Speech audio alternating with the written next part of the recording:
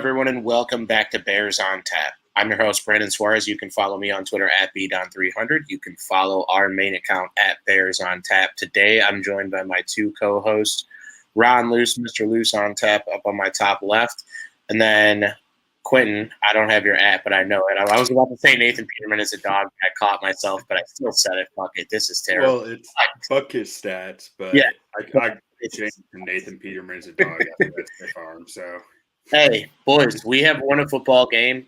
Granted, it was a preseason game, but similar to last year, we have a preseason game on the schedule that has a little, elevated meaning to the people in the locker room. Obviously, last year with the Mitch game. This year, first week of the preseason, Matt Nagy, offensive assistant, quarterback coach, bald fraud, comes back to Chicago to go up against the Bears, and the Bears looked awful in the first half. I mean, I don't know. It was just like Matt Nagy was still in the building, so we couldn't score in the first half. But I don't know. I left that first half like I didn't see what I wanted to see out of Fields in the offense when they were out there. Like I saw in flashes with the Tajay Sharp catch and the Darnell Mooney catch, but it wasn't like sustained pressure on the Chiefs defense.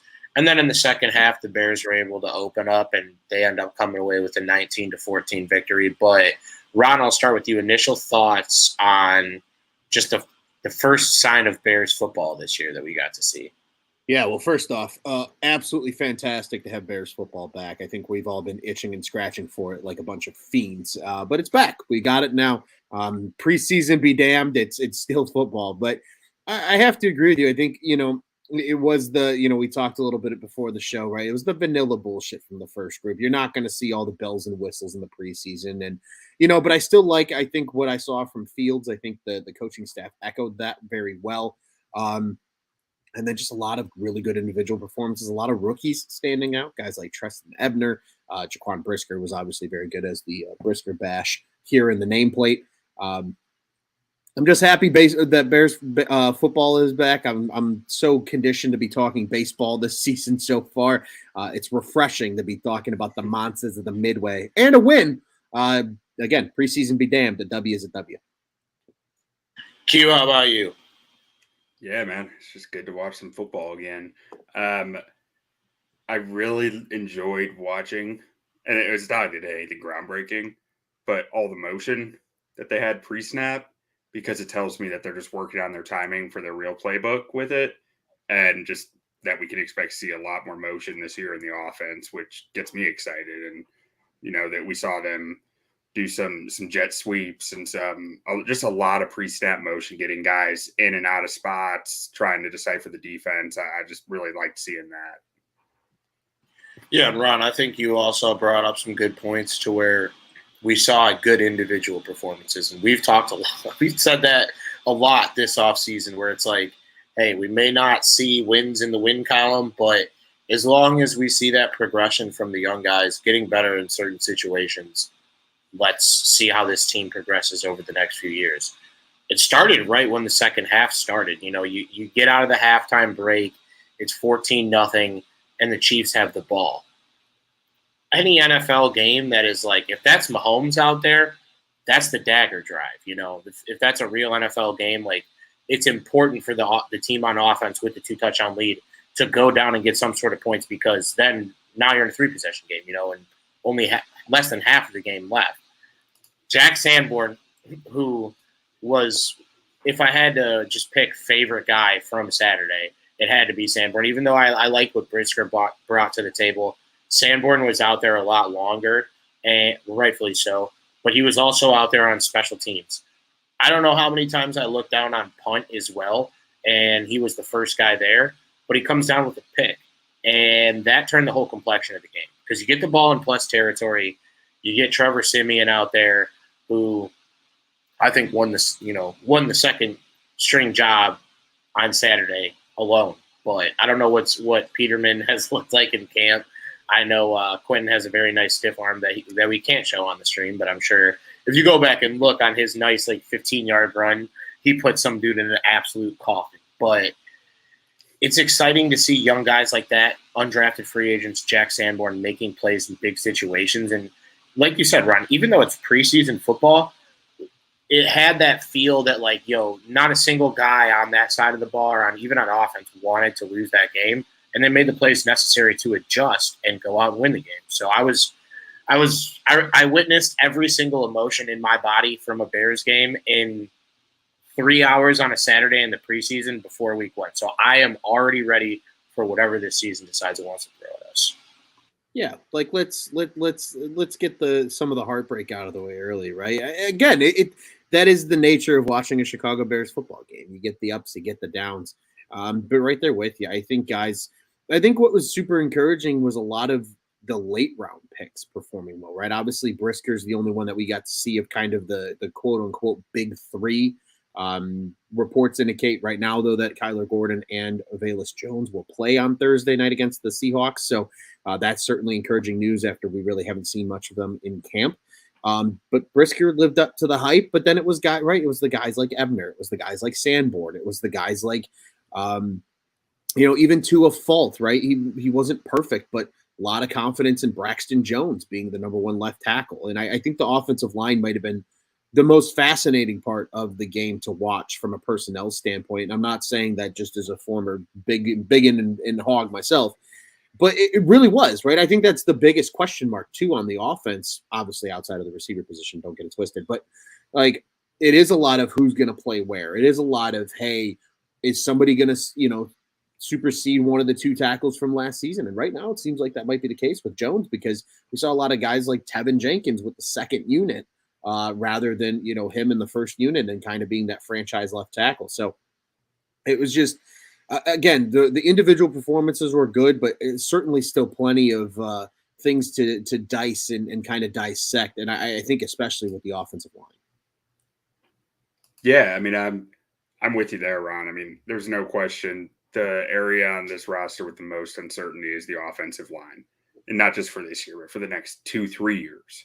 We don't have a clear plan to how that's going to be fixed, that and a number 2 receiver, but you feel like number 2 receiver, you're 1 guy away. Offensive line, you're still 3-4 guys away, especially when you factor in how much longer is Cody Whitehair going to be here, so that even adds more uncertainty to it, which is why I'm with you. It was a lot of fun to watch the offensive line play and look at guys like Jatire Carter and Zachary Thomas and seeing what they could do, and Doug Kramer, and trying to get a feel for them out there for the first time of actually seeing them play NFL level football, Mm-hmm. So I'm with you on that. I really enjoyed watching the offensive line.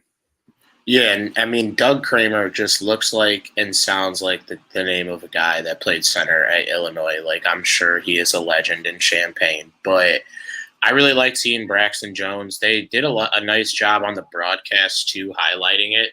Like, just, small school guy. And honestly, I think an NFL scouting department takes an extra sense of pride when they do that little extra bit of research and they find a guy that wasn't really on too many people's radars. And I know it's just 1 game in the preseason, and see what we can get with him. Like, our offensive line is the biggest project on this entire roster, and arguably one of the biggest projects, like position groups in the entire NFL. Like, it sucks to say that, especially with what we want to see out of Fields and seeing the track record of quarterbacks over the last 5 to 10 years that haven't gotten that offensive line in front of them, i.e. Andrew Luck. Like, it's scary to think about having our, the keys to our franchise, the guy that we traded a first-round pick for, behind an offensive line that, like, I wouldn't trust anyone behind right now. So right now, I just want to see growth and progression.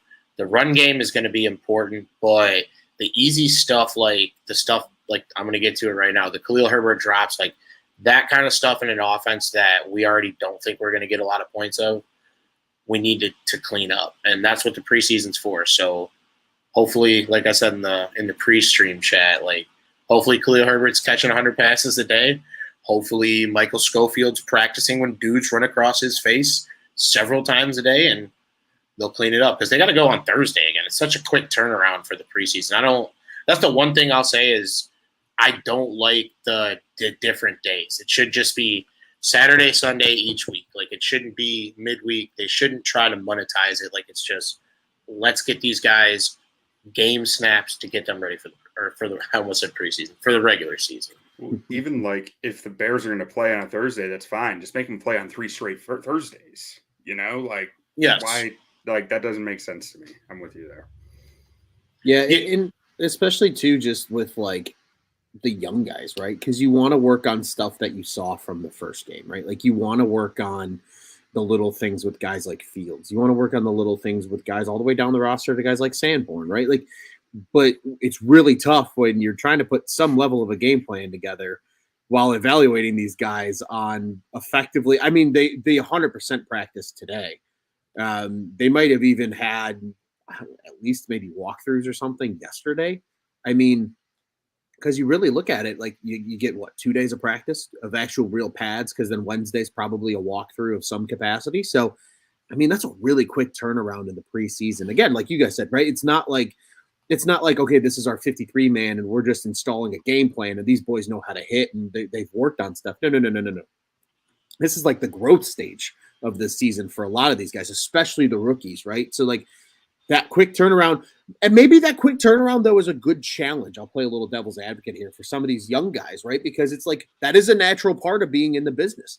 There are going to be times in your schedule where you go from playing, a Sunday football game to playing a Thursday game, and then you might go from a Thursday game to a Monday night game the following week, right? Like you might go from the short week to the long week, and just kind of, being able to feel that grind out and feel that kind of disruption of timing, I think could be good for some of the young guys. But I agree. I think it's a quick turnaround for preseason, especially this early. Like, especially, and here's the thing too, right? Like it's preseason. They're already playing on Saturdays and weird days. Play them on Friday at least instead of fucking Thursday. Like, yeah, I feel like that's just too soon. Well, and I think too, like, what if you're nursing an injury? What if what if you're an end of the roster guy nursing an injury, and that extra day or two could be the difference? You know what I'm saying? So I know it's a small, minute issue at this point, but it should just be Saturday and Sunday. Like, just give us those 2 days, get our bodies ready until the week after the Super Bowl of just watching wire-to-wire football on Saturdays and Sunday. I heard Scott Hansen's voice this weekend. That was refreshing, the guy from NFL Red Zone, for those that don't know. But and one thing too, before we get back into the football thing too, like just talking straight about the game, what would you think, Ron? I know since you watch a lot of baseball, what would you think about like if we just had Jim Miller and Adam Amin call all of our games, like as opposed to like we get Joe Buck and Troy Aikman this week, like as opposed to fucking whoever they want to throw in there, you get like your two guys that travel with the team all year, similar to how radio's done, Yeah, I think it would be interesting, but I mean, football is the one sport that is so nationally monetized, right? Yeah. Like it's the one sport that you consistently know, like, okay, it's a national broadcast every week because, even the noon Gus Johnson and shit. Yeah, like even the noon slotted Bears game is still probably at least broadcast over a quarter of the country. Like, yeah. You know what I mean? Like it's enough games where they're gonna have significant viewership, right? So you want that national level talent. And Adam Amin calls games nationally, right? Like he is a national broadcaster. If you want to go by theory, for Fox, but I like Jim Miller. I think Jim Miller does a nice job breaking the game down. I think we see a lot of him just overall in I don't know, how do I put it? Kind of in the Bears landscape, I guess, for lack of a better term. Yeah. Whether it's like, pregame and postgame shows, whether it's, external content that the broadcast teams are putting out. But I'll be honest with you. I know they do radio and I know they do a great job on radio, but like give me Joniak and Thayer on the TV. Yeah, exactly. Just for one game. Like, because those two do such a great job over on WBBM radio. And I think this is going to be the last year that they're on WBBM as well. I think I saw that. That was the rights, week, right? Yeah, the rights are up with WBBM. But I think I like the idea of having like your broadcast crew, right? Because like Cubs being a good example, right? All three of us sitting here are Cubs fans. Like it's cool having Boog Sciambi and then kind of their rotating cast of color analysts every week. But at the same time, like even Boog does national duty, right? He's ESPN Sunday Night Baseball on the radio. So I think it's kind of nice to have that flair of a little bit of both. I think it would be really interesting to see NFL teams have like a local TV broadcast. Obviously, like you said, they have it with the radio, right? We have that with Joniak and Thayer here in Chicago, but I think it would be really interesting. But you know what? Again, it's the preseason. Like, this is the time to experiment with that kind of stuff and have fun with it. And I thought the broadcast overall was very good. I think Amin and Jim Miller both actually played very well off of each other too. And I think too, like, to add to the dream broadcast crew, Spice Adams would have to be the sideline reporter. Without a shred in my mind, it would have to be Spice Adams. He's got to be a different character every week. Yes. Like a different suit or a different outfit. Yeah. I can totally see that. You know how fun it would be if like it was Spice every week is like you said, like a different character. Like one week it's Cream Bigums and another week it's something else that he makes up.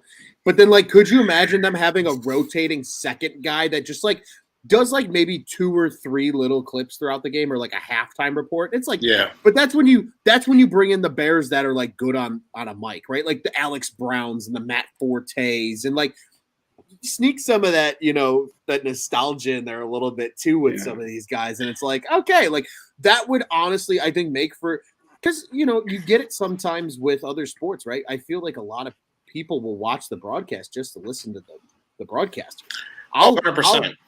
I'll turn on a Sox game just to listen to Benetti and Stone because I think they are very good together. It would be kind of the same way with Bears football. Like how fucking hilarious would it be to see Spice Adams dressed up in like an orange zoot suit each week? You know what I mean? Like those pants that Bills fans wear, those kind of the pants. Zubas, the Zubas pants. Hell yeah. I got a pair of Zubas Bears pants too. They're sexy as fuck. And he would be wearing like a polo with it or like some dorky, something that doesn't match. Or like a suit jacket. Yeah. Oh, it'd be electric. That would be so much fun. So much fun. Yeah, Q, your thoughts on like local broadcasts like for TV because we see it in basketball, we see it in football, or we see it in basketball, not in football. We see it in hockey, we see it in baseball. Pretty much every football. Every sport has it. I like listening to Miller and Amin on it, just because they have more of the intimate knowledge of the team and the guys out there. But I would love to hear Tom Thayer every week with Joniak. On TV, that would be outstanding. Tom Thayer does an outstanding job at breaking down plays and the O-line. I'd love to hear that. Mm-hmm. Yeah, there was one time last year during like when I was traveling a lot for NIU football. I think I was on my way back from Michigan, and I was trying to like log in to the Hulu to put in my cup holder to just like play the audio through my car, and then like kind of shitbag when I have chances to look down and see it.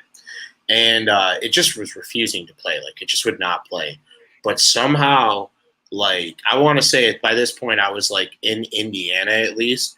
I somehow still got the Bears radio broadcast. And I was just like, fuck it. I don't even care. Like, this is still – like, that's the thing. They can tell me everything I need to know. And I'm, like, visualizing the plays in my head as they're happening. As a broadcast should be. I said could be. Should be. But – especially on radio. On radio too, yeah. Also too, I have really big news. Personal news. I have my first play-by-play call September 2nd. Yeah, September 2nd, high school football. Let's go. Byron versus Winnebago, a game in the middle of a cornfield, which is perfect for me because I am a guy that lives in the middle of a cornfield. But I'm actually going to have to listen to a couple football calls if I can before, just to get some ideas on how I want to call things and just see like the energy and the vibes, but I'm pretty excited about that. But back to the football. I know I put us on a little bit of a tangent talking about radio and TV. It wouldn't be an episode of Bears on Tap if we didn't somehow deviate off topic. 100%. So, Quintin, I believe you told me earlier you have an activity for us to take part in today. If you want to roll the. Yeah, sure. So we were talking about doing a buy or sell segment where we just go through some of the hot takes in Bears news recently, and you all decide whether you're buying it or selling it, and just explain to us why. So starting off, Bdon, buy or sell that there is a real shot that Michael Schofield is not the Bears starting right guard? I mean, you sign a guy for that type of money late in the offseason. You would want him to be that guy, but I'm going to sell. I'm already preparing myself for the letdown and for the pain. And I've also seen this song and dance so many times with the Bears where they sign a guy late in camp and they think that he's going to be a Band-Aid, and I just don't know if he's that guy yet. Yeah. And just to clarify, that's buy. Buy. When you're selling it, is saying that's not true. That's why, so that's why I have no buy or sell in my wallet. It's just all gone. It's all digital. All right. Ron, buy or sell? So you're saying that he's not the starter. I'm going to buy that as well. And the reason for it is very simple, Quintin. Very, very simple. And that is that they are trying Tevin Jenkins at right guard. And that report just came out today as we record this here on Monday. I truly believe that they see the value in having a veteran offensive lineman like that, especially in kind of, I call it your middle three of the line, right? Your center and two guard positions. I think there's a lot of value in that. I think even if he is your kind of sixth man, effectively, I think there's still value in that for what his contract is and for what the Bears have in money this year. Whatever, it's fine. But I think there's a real possibility that the Bears coaching staff sees something here with Tevin Jenkins and says, hey, you know what? You're not bad on the outside, but imagine if we bump you inside. Your pass game ability gets better because you almost always have help as a guard, right? Like you almost always have help as a guard. Or you're helping someone, right? Like that's just the nature of being a guard and pass pro. But then on top of it, you get the nastiness too with Jenkins in the inside where he can just start leveling people and just having a field day and do what he is good at doing. I think you could really go from an average right tackle at some point with a guy like Tevin Jenkins to an elite guard with Tevin Jenkins and that nastiness and letting him play that tough style on the inside. So I am going to buy that take, my friend. As much as I like Michael Schofield, local product, Orland Park native, out in my neck of the woods over here, I'm gonna go ahead and buy that take. I think there's a really very, very strong possibility that he is not the starting right guard on September 11th against the San Francisco 49ers. And let me be clear, Tevin Jenkins is still not a state. I don't like him. So that one just put my entire brain in a pretzel, but it is like we talked about, project group, like whatever we can get out of them that's positive, just give it to us, please. Yeah. We'll snake draft this one, so I'm going to start with you on this one, Ron. Buy or sell that Tajay Sharp will end the season third in receiving yards for the Bears? Ooh, that's spicy. That he will. Okay, so if we're arguing will end up third, I'm going to sell that. I'm going to say he's going to end up fourth, though. I think he's going to have a meaningful spot on this team. I think it's obviously very early, but there was some level of trust, not just with Justin Fields, obviously, to be able to throw that ball on the outside like that on the sideline for that sick one-handed catch. But also when Simeon was in the game and he became wide open down the seam and you saw kind of that touch throw from a guy like Trevor Simeon. So he's clearly got rapport with all of the quarterbacks. And I think that's very important for his chances of making the roster out of the preseason. But I think just somehow, some way, you're going to see injuries. You're going to see other things. I really do still believe that some combination of Mooney, Pringle, Velus Jones Jr., and I'm going to say St. Brown are one of three of those four, I think, are your top three, but I don't think Tajay Sharp's very far off that third spot. So I'm gonna sell it, but it's gonna be a very, very not like I'm not super sold on that fact that I'm selling. Bit of a wishy-washy sell. Yeah, I'm gonna sell it, but like he's not gonna be far off, but I'm still gonna sell it. You're like, I'm going to sell it, but I'm not going to hate it if I have to eat my words down the stretch. Exactly. Yes. Like, what's the worst thing that can happen? He catches a couple too many passes, right? He becomes a late waiver wire ad for me when I'm inevitably needing receiver depth. That's what I hear out of that. Facts. Absolutely. Dude, I'm also getting ready for fantasy football as well. Don't ever be the commissioner of your own league. Just don't. It's terrible. It's awful. All right. So Bdon. for me, I am going to sell, and the Homer Simpson in me is going to shine here, but it's going to be Equinemius St. Brown at number 3. I think you got clear-cut number 1 is going to be Darnell Mooney. Number 2 is Cole Kmet. 3, Equinemius St. Brown, and it's EQ, not ESB. He's been called EQ since his days back in college. I've seen both, but it is EQ. Bdon has spoken on this matter. But I don't know. I just feel like he never really had that opportunity in Green Bay. And you see the way they villainize people in Green Bay, i.e. Kevin King, i.e. Whoever the dude was who didn't recover the onside in the playoffs a few years. I forgot what that dude's name was, but he was a tight end, and I don't think he ever played in the NFL again after that. Like, that fan base villainizes people, maybe not to the level of like how Joey Gallo just got villainized in New York, but they're nasty. A fresh start on a division foe, no matter what, those 2 games that we play the Packers, that guy's emptying the bucket. And then, too, he just hasn't had the same opportunities he's had in college. I think with this offense, where it is literally the island of misfit toys at receiver, guys that haven't really had the opportunities or have had the opportunity and haven't done what they're supposed to do in other spots, it's anybody's game. And if I have someone that I know what they're capable of in a offense that could average around 20 points a game, knock on wood, I would say over 21. That's a good question for later, what the points per game the offense will get. I'm taking EQ, so give me that. Yeah. All right. We got another one here for you, Bdon. Buy or sell that this player, Justin Jones, playing the all-important 3 technique in this defense. He signed a 2-year contract. Next year, the Bears can be done with him if they want. Not very much money tied up. Buy or sell that he will be the long-term 3 technique for the next few years. At 26 years old right now, he impressed me on Saturday. Will he be here next year? They just got him on the 2-year deal. Yeah, not much money next year that they're not committed. I'm gonna buy it. Fuck it. Like, you have an opportunity in a hits principal team and a team that like they were talking about it on when they had the interviews. They were talking about the hits principle.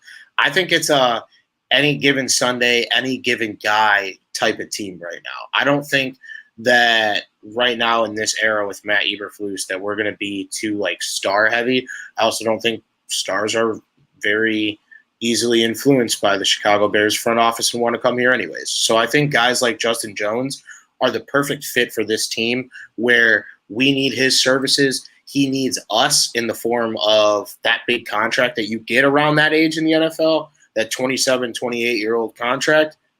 Fuck it. Why not? Let's ride. Let's ride. I'm buying. Ron?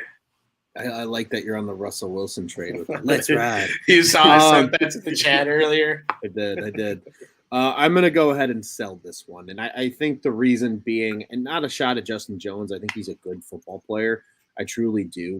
But to your point, Q, the ever important 3-tech position in a Eberflus defense. This is not just a traditional 3-tech position. It is truly the position that drives the rest of the line. We saw it for years and years in the Lovie Smith era. Guys like Henry Melton, guys like Tommy Harris went to the Pro Bowl because of their efforts in this 3-tech, in this system, or at least the system that is very similar to this. And I think very quickly and easily, and not a shot at the guy, because he took advantage of an opportunity and he's here and he's going to start. They had Larry Ogunjobi locked up for 3 years at like $40 million. And then when that fell through because of the physical, then they went to Justin Jones. And Ogunjobi, they were going to give 3 years to, right? They were sold. They were sold. Ogunjobi's the guy, at least for the next 3 years. He's our 3-tech. He's going to cause havoc. He's going to fuck shit up in that 3 spot. Justin Jones, to your point, only gets a 2-year contract with really it being a 1-year deal with just not a lot attached to that second year. I don't think he's that guy. And honestly, depending on how this season goes and how the defense performs, don't be surprised, and this is a little bit off topic, but a little bit of a hot take. We'll keep it spicy here in this buy and sell segment. Don't be surprised if they either use a high draft pick or a lot of money in the free agency market next season to address that 3-tech position. Because to your point, look at those Eberflus defenses in Indianapolis. A lot of shit changed when DeForest Buckner got there and was that 3-tech just wreaking havoc.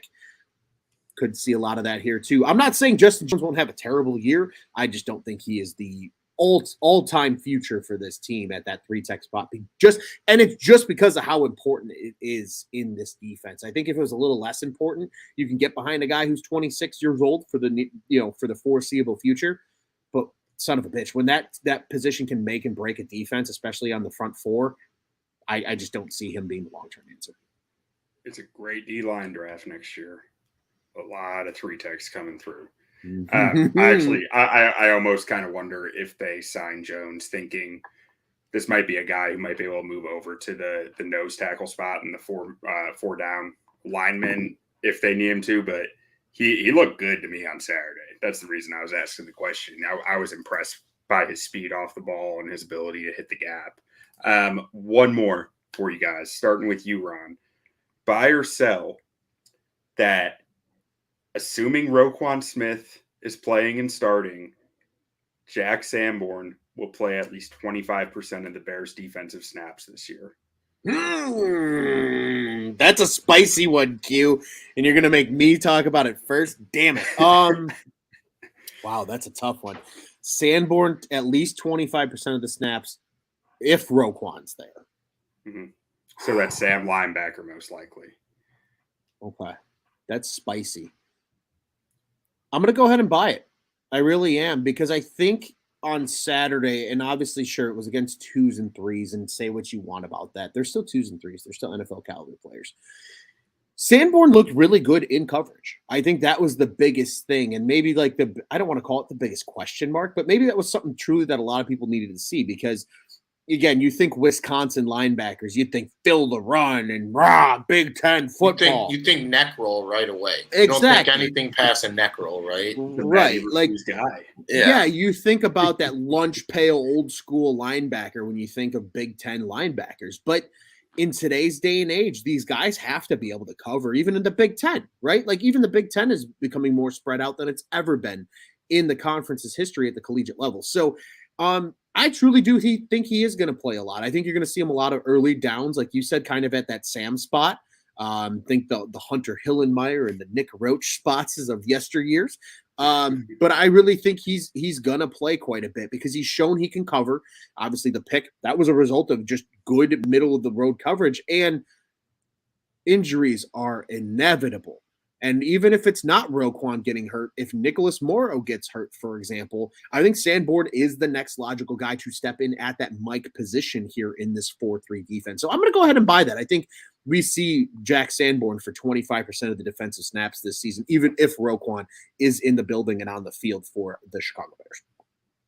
All right, Bdon. Yeah, I'm buying it, and I'm also putting my portion of buying that in the Jack Sanborn statue on the lakefront for his performance on Saturday. So, and somehow Wisconsin players are like either current Wisconsin players or former Wisconsin players somehow got a hold of that tweet, and they were just having too much fun with it. But I am all in on the Jack Sanborn hype train. Ron, we watched him for the last few years in college football. And he was just one of those guys that, like, every time when you watch Wisconsin football, you know where he's at on the field because he makes so many plays. So it's like you want to see him be able to do that consistently at the NFL level. I know it's just his first preseason game. Obviously, he's got the Seahawks up on the schedule here on Thursday. We want to see him come back out with that same type of energy. But 25% of the snaps on a team that just going to stink, like, with injuries involved, I do see it happening. I'm buying. All right. I hope we see Sanborn blitzing some against Seattle. I feel like he gives me some Brian Cushing vibes. Dude. Yes, that's a great comparison, Q. Yeah. Great comparison. Just hopefully he stays off the juice, unlike Brian Cushing did. Yeah. Brian Cushing was like Bill Romanowski reincarnated. Like, that dude was just nuts. Yeah, minus the movie appearance for the longest yard, but absolutely. Q, I don't know, man. That might have to be broken out again for these next 2 preseason games. These little hot buy or sells, because I'll keep trying to think them through. These are spicy. I like them. I didn't realize we were doing it, so I just came up with those ones on the spot. I'll get y'all some really good ones. Dude, yeah, no. My bad for my brain dying. I went to look in the Twitter chat because I had it pulled up, and for whatever reason, the questions were not in there, like that specific Oh, part. you're good. So yeah, my brain just shut off, but it's all good. We make mistakes. There was mistakes made on Saturday to where it had me to the point where I was like, is this just going to be like the toughest year of football that I'm ever going to watch? And then hope was restored in the second half, and now we roll into a team that in the Seahawks that just simply just don't have the same Jimmies and Joes that the Chiefs have. So I think moving on to this game, this is like a game that I really think they could take control of early and really test things out offensively and defensively, because that's what the preseason's all about, is really just seeing what works and what players you can add that will make your team more of a contender. Obviously, the Super Bowl is not in mind, but we're trying to find guys that are going to help this team for the next 3 to 5 years, not just this year. So Jack Sanborn, I want him to be one of those guys. Jaquan Brisker, I want him to be one of those guys. I don't know how much we're going to see from Brisker on Saturday, but I know we could probably count on like 2 quarters from Sanborn. What are your guys' thoughts on the players that didn't play this past weekend? So we have Velus Jones did not play. Kyler Gordon did not play. Holcomb didn't play. Roquan obviously didn't play, but most importantly, I would say the top 2 in Kyler Gordon, and I totally forgot which order I went in. Hopefully, you guys were listening. Yeah, Gordon and Velus. Velus, Yeah, I think I'm intrigued. So, kind of taking them one player at a time. I think I'm very intrigued with Kyler Gordon to see where they line him up on Thursday, because I know there was some reports coming out from camp that he was playing in the slot quite a bit as well. Showing good versatility though. Love a guy that can play both on the outside and in the slot, because there's not a lot of guys that can do that comfortably, right? I mean, it is really 2 different coverages when you're playing in a nickel or dime set versus as an outside corner. But just to see that he's healthy, just to see him breaking on the ball, getting good reads, I think that's a big key for it. Looking forward to seeing that with him. And again, just where he lines up truthfully in the defense. And then with Velus Jones, I want to see that speed on display. I think that's the biggest thing for me, right? Like, just show it off just a little bit, right? Fuck it. Give him an end around on a receiver end around. Like, why not? Just see what happens, right? Or even just a tunnel screen, or just your traditional receiver screen out on the flank. Like, get him out in space and just let him do something with the football. It doesn't have to be overly complex. You don't need to draw it up and make it look like Goldilocks, from Goldilocks and the Three Bears. It can look like, Papa Bear or Baby Bear in this case, and not be the prettiest thing in the world. But just let him get out there in space and see what happens. Because like you said, the Seahawks don't have the Jimmies and Joes that the Chiefs have, even on defense. It's very much a team that is in a rebuild and are probably going to be at I shouldn't even say probably, they are going to be at the basement of the NFC West. So take advantage of the opportunity. You're up in Seattle. It's a hostile environment. Let the kids play. And I'm excited to see both of them hopefully make plays. And then guys like Brisker and the other ones that we've named continue to make plays after a good first showing here at Soldier Field against the Chiefs. Yeah, so for Gordon, it's pretty simple. I just want to see that he's healthy and he's out there, he's moving around well, and there's nothing weird going on, because it's all just felt weird so far. But with Velus, I have a lot more that I'm interested in seeing. I want to see his speed and pads, because against NFL talent, his speed and pads, because we've seen him in college. We've seen him, his speed translates great against college players.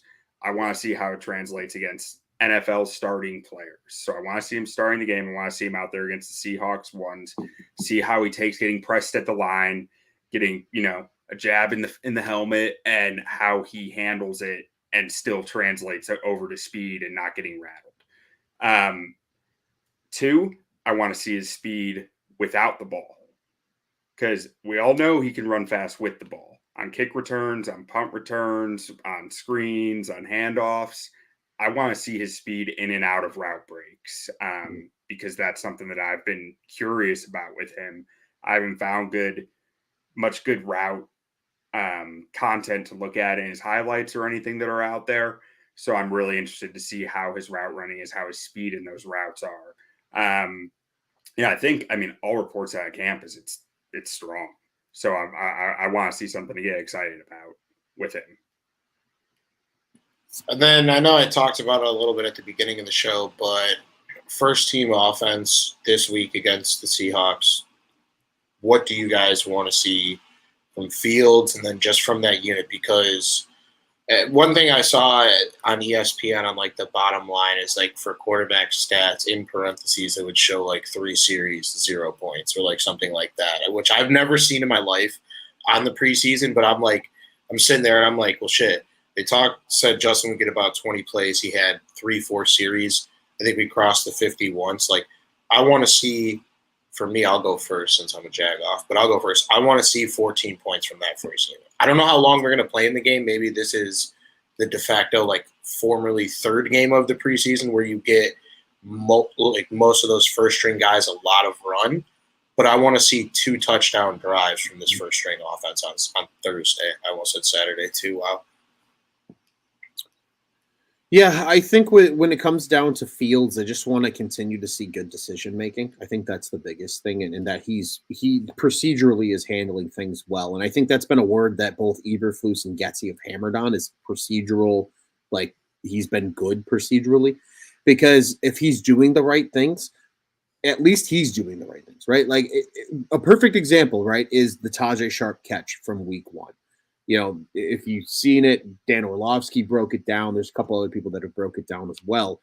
And they say, hey, look at him. He calls out the protection. He sees where the blitz is coming from. He brings the tight end in from a pass catcher to a run blocker.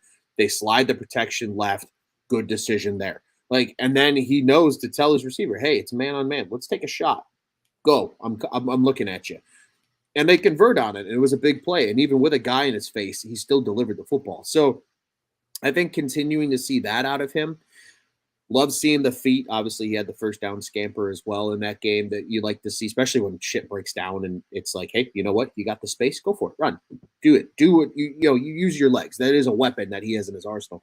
I really think I hope he gets enough protection, Bdon, to your point about the 14 points. I hope he gets enough protection, because there was a couple of times in Saturday's game where first read and he's having to run for his life because he can't even get to his second read. So I think I want to be able to see Justin Fields, what he looks like with time, right? Because if he can get through all of his reads, who knows? Maybe he dices up the Seahawks defense, even if it is the ones. That's what I'm most excited to see. I just want to see him have time and continue to do things the correct way in terms of procedure and how that pays off in this offense. Yeah, and for me, it's very similar to what Ron said.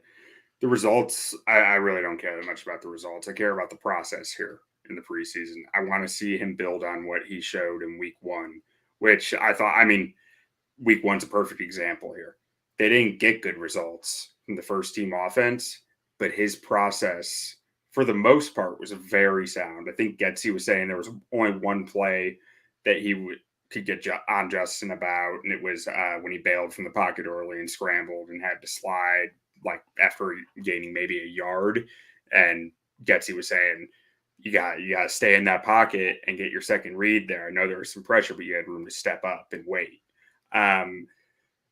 But ultimately, the play I keep thinking about, there's 2, but Ron, you just talked about one that I was thinking about, but the one that I was thinking about even more than that was on the first series, Saturday, the Chiefs brought, I think it was 6 guys at him, and he hit a little dump off to the tight end, 3-4 yards, very unspectacular, but he did what he was supposed to. A year ago, he would not have hit that hot read. He would not have said, they're bringing the house, that shot downfield's not there, I'm just going to hit the hot. He would not, like a year ago, he would have taken a shot downfield. And knowing when to pull that trigger and knowing when to take what you're given is something that, a lot of quarterbacks never figure out how to toe that line. And he showed a step there on Saturday. I want to see him keep show another step there and another one after. I think the most important thing that I took from what you said is take what the defense gives you. Like, so many quarterbacks in this NFL don't do that throughout their career, and they try to force stuff, and then they're no longer an NFL quarterback. And I think to take both of your points and kind of put them towards my point, sometimes you got to use your legs. You got to remember you're a guy with 4.4 speed. At any given time, you could be the fastest player on the field. depending on who we're playing, depending on personnel. And even if you're not the fastest guy, I still like your chance with a full head of steam, knowing where you're going instead of like a linebacker that's like already backtracking, trying to figure out where you're going. You know what I'm saying? So, okay, maybe they don't get 14 points, but I still want to see them have long sustained drives, right? Like, obviously I want to see long sustained drives, so that would ultimately lead to points. But I just felt everything that we got in that first game was so quick. Like, it was just fucking 3 and out right away. And I'm like, well, season's over. It's over. Like, we're already done. This is, Bears football in a nutshell. But this week, lesser opponent, even though it's the preseason, still lesser opponent. Doesn't matter what string it is. And an opportunity to go out there and, like you guys said, take care of the task at hand. And one of the things that I haven't said yet, everybody get back on the plane from Seattle the same way that they got on it, because I don't think we had any big injuries this past week, so that's good for the first week of the preseason. But for those guys that may have sat out with kind of like they were hurt, not injured kind of situation, if you played football, hurt, injured, totally different ball game. If they go out there and get hurt, that's some shit that we don't need. So by all accounts, like, don't try to be a hero in a preseason game, because the result does not matter, the win, the loss. These games can end in ties. I just found that out this weekend. I was like, I forgot what game it was I was watching at work. Maybe it was honestly, I think it was like the Steelers game, the Mitch Bowl. And it was close at the end. It was tied. And I'm just like, I looked it up. I'm like, I don't even know what the hell happens in a preseason game. Like, it could just end in a tie. Like, they're literally just out there running plays and letting guys like us drink beer and talk about the game after. Like, I don't know how else to put it. And the NFL still makes so much money on the preseason. Like, I know tickets are significantly cheaper, but like we pointed out earlier with the broadcasting, the only reason why we're playing on Thursday is so that the NFL can broadcast this game and people will watch it. And you better believe your sweet ass this will do better than whatever baseball game is on Thursday, whatever soccer game or whatever sport is even going on at this point. All eyes will be on this shitbag game, Bears Seahawks, getting us ready for the NFL season when we get that mid-season 1-7 and 2-6 team playing each other on a Thursday night. So, do you guys have things that you want to see from the defensive unit before we head into Thursday's battle with Seattle? The battle in Seattle. I want to see Kyrus Tonga hold up against double teams a little better. He was getting blown off the ball when they put two guys on him. Either that or get some help his way when there's two guys gunning for him, something to help the situation, because it was really hurting the linebackers to have him falling back into them on run plays. Yeah, I saw that too. I think too there was a lot of issues in the run defense. The pass defense was on point, I think, on Saturday, but the quarterback run specifically was something that you saw time in and time again. Didn't matter who was in the game at quarterback. They were able to get out of that pocket, make something happen with their legs, and extend drives in that game. So hopefully that can get cleaned up on Thursday. Like you guys said, I want to just see some of the guys. Like, I want to see Kyler Gordon in man coverage situations. I want to see him pressing people at the line, similar to how we want to see Velus getting pressed at the line. Like, I just want to see these game situations that, when we hear these guys' name, and when we sat on here for 6 hours on NFL draft night, just talking about them, getting ready for them. The time is now. We're less than a month away from the season. Get after it against the Seahawks, and I'm not going to put a point total for the first string defense to hold them under, but maybe let's say a turnover. I would like to see a turnover, because I don't think we saw, other than the Sanborn, anything from the first or second unit. It was all second unit. Yeah, it was all second, third unit guys. So I want to see that first string unit come up with some form of turnover on Saturday. Jesus fucking Christ, on Thursday. Yeah, I It's think messing me up, man. Yeah, well, I think too, just kind of building off of that, right? The one position to me that really stood out with that first team unit was the will linebacker spot. I think seeing better play out of that will linebacker spot will make a big difference because Adams gave up a couple of really easy, catches to the tight ends for the Chiefs because that is the job of the will linebacker oftentimes in this 4-3 Tampa 2 inspired defense. The Mike is very much a coverage guy in the middle of the field. I think Nicholas Morrow had a very good game. I think he was a guy that we all echoed on the pre-show that we really liked his performance. Just better play out of the will spot. I know everybody's going to say, well, if they just pay Roquan, that's going to get fixed. Sure, but you still need depth at the position because Roquan could get hurt at any point in the season and it doesn't fucking matter. So I think that's really what I want to see is just improved play out of the will linebacker spot, especially with that first unit. Wasn't so concerned about the later units, but definitely with that first unit. The will linebacker spot steps up a little more, and that Mike spot with Morrow continues to play well. I think you're going to see a better first team performance than we did on Saturday. Q for you. I also want to see Nathan Peterman lower his shoulder this time and give the boom this week. I can feel it. He's so angry over all the fun that everyone's had at his expense over the years that he's just like, he's hell-bent now. He's been in the weight room for 3 years preparing for this moment, and he's going to lower the boom. It's like he's been building up all that energy, and that energy is like a health bar in a video game, like your speed bar in Madden or something like that, where it's just like, I'm ready to see it. The Peterman, our third string quarterback. After you showed me that clip at the beginning, I was surprised I didn't see it in real time when it happened, but that's the stiff arm of a guy that does not want to go back to the unemployment line. And that is something that I will always respect to the fullest in this league because I always hear when casual football fans will talk about the preseason, oh, well, the games don't matter. It's not the case because it doesn't matter to Patrick Mahomes or it doesn't matter to Justin Fields, right? But it matters to a guy like Jack Sanborn, right? It matters to a guy like Braxton Jones. It matters to the coaches and all these people that are evaluating what we have on this 93-man roster or whatever number it is that you get for training camp.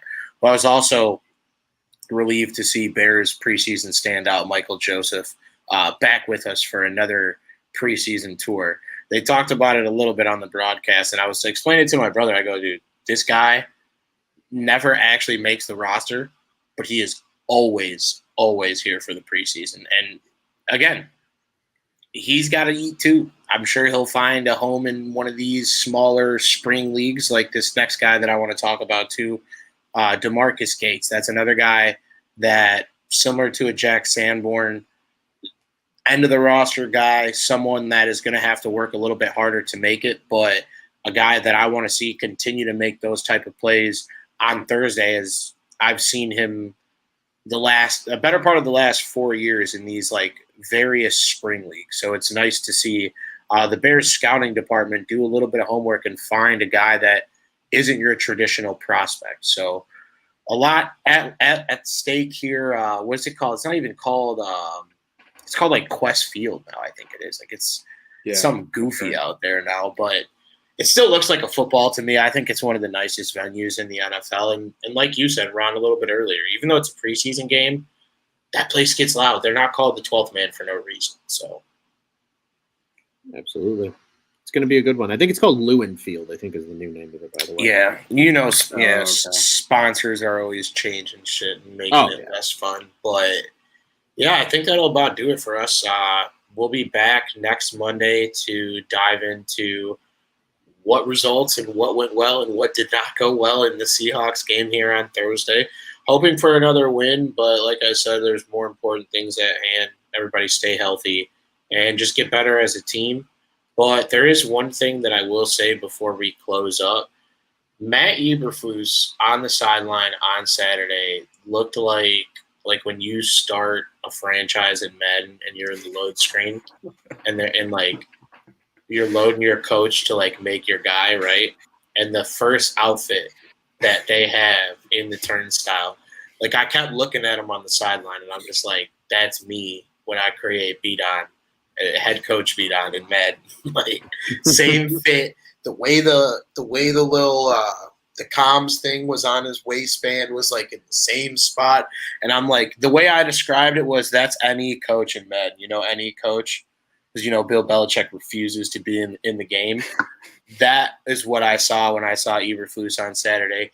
He looks the part and he did well. For the most part there on Saturday, I couldn't bear to look at Ryan Poles, and the jury is still out on him. But we get more Bears football this week. We'll be here to cover it for you. Like I said, we'll be back Monday. Who knows who I'll be with? Quintin might be here. Ron might be here. Joey might be here. And if Joey's here, I'm going to have Joey and Ron both wear the wife beaters, because this is the second time we've had 3 people on the show in a row and we're both wearing the wife beats. So it was a good non-coordinated but coordinated outfit plan on yours, Ron. And just come back and join us for more Bears football. Follow Ron at Loose on Tap. You can follow Quintin at Nathan Peterman is a dog. I'm just getting that bucket stats. And then you can follow me at Bdon 300. Don't forget to throw our main account at Bears on Tap a follow. Be back with you guys next week. And bear down. Bear down. Bear down.